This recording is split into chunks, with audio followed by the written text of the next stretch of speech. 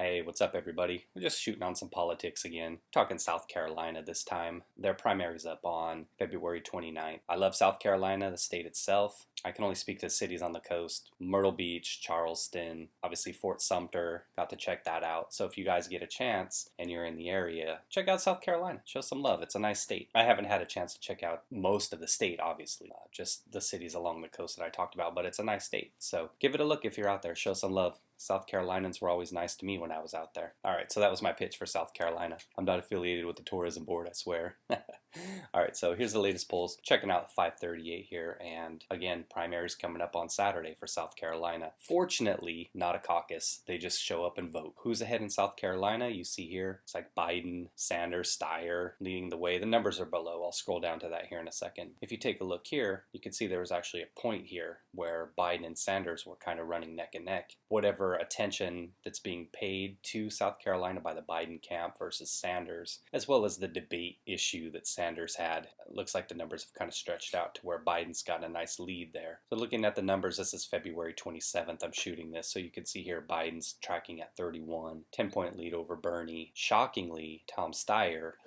right, 14.6, Bloomberg at 9.6, Warren at 8.2. Wow, she's even leading Buttigieg, 7.5, Klobuchar and Gabbard tracking about 3%. So a couple thoughts first. Biden had a lead when I had looked maybe 4 or 5 days ago, and this was before the debate there. So obviously they felt like his performance, if you want to call it that, was enough to where they were like, Biden must bring something to the table that Bernie doesn't. The best of a bad bunch, if you want to call it that, in the eyes of South Carolina Democrats, because they have to vote for somebody, much the same way if there were a bunch of Republicans on the ticket that they didn't like on the other side. So we'll check this poll out in a few days. Take a look at it again on Friday. I just wanted to talk about it today because I haven't had a chance to shoot on South Carolina yet. What's surprising to me in a way, not really, I mean it shouldn't be, is Tom Steyer. Just for the fact that every time I've been in California or Nevada and I see ads, the ads are always targeted at black people. And I would imagine that in South Carolina, which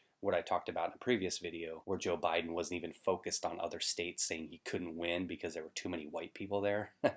Yeah, he said that. It's funny, right? The messaging obviously in South Carolina would be targeted at black people there. It's what it is. It's the demographics. But the thing that's funny is how the messages change from candidates from state to state. And that's every candidate. You know, every candidate does it the same way, but it's always funny how the message always changes. It's amazing how politicians are able to be chameleon-like in that sense, where they're able to change from state to state, even city to city that they go to. It's always interesting to see how the message is never consistent for any politician. But anyway, take a look here. Further down, like we said, Bloomberg, Warren, Buttigieg tracking anywhere between 7 and 10. And here, Gabbard, interestingly enough, almost pulling as much support as Klobuchar. Wouldn't that be a blow to Klobuchar if she actually ended up finishing 8th below Gabbard in South Carolina? Yeah, so again, that's just a quick shoot on South Carolina. And I'll go ahead and follow up on this on Friday and see if anything's changed. It looks like right now, Biden's campaign is looking pretty good to pull it out in South Carolina. It's interesting because the way the narrative always is when it comes to politics. Right now, Biden's dead in the water, the momentum's all Bernie's, this, and that. But if Biden's able to pull off the victory